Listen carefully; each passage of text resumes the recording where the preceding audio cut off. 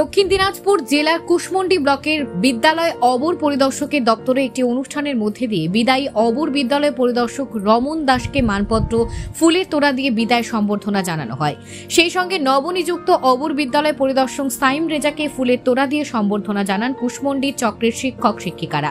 এদিন উপস্থিত ছিলেন কুশমন্ডি ব্লকের কুশমন্ডি চক্রের বিদায়ী অবর বিদ্যালয় পরিদর্শক রমন দাস, কুশমন্ডি পূর্ব চক্রের অবর বিদ্যালয় পরিদর্শক সোফিয়ার রহমান, নবনিযুক্ত অবর বিদ্যালয় পরিদর্শক সাইম রেজা, কুশমন্ডি প্রাথমিক বিদ্যালয় শিক্ষক উমাশঙ্কর সরকার সহ অন্যান্যরা।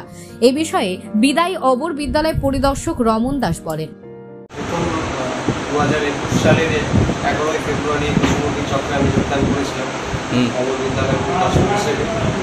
তারপর আজকে 4 বছর বা 1 মাস হল।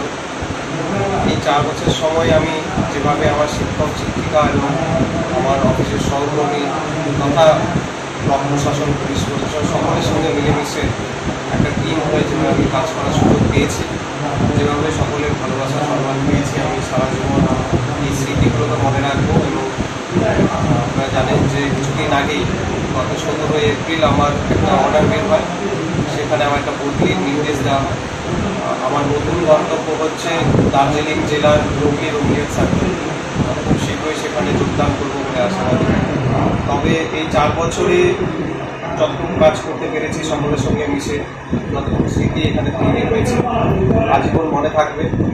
আজকে আমাদের কুশমন্ডি পূর্ব চক্রের সমস্ত শিক্ষক শিক্ষিকারা এবং আমার অফিসের সহকর্মীরা সকলে মিলে একটা ফেয়ারওয়েল তারা সেরেমনি করেছেন। একই সঙ্গে যিনি এই চক্রে যোগদান করবেন নবনিযুক্ত আমাদের এসআই সাহেব সাইম রেজা মহাশয়, তাকেও বরণ করার একটা অনুষ্ঠান আছে তারা করেছেন। আমি আমার কৃতজ্ঞতা প্রকাশ করছি সমস্ত শিক্ষক শিক্ষিকার উদ্দেশ্যে, কৃতজ্ঞতা প্রকাশ করছি সমস্ত কুশমন্ডিবাসীর উদ্দেশ্যে। কুশমন্ডি থেকে দিলদার আলীর প্রতিবেদন, নিউজ টুডে।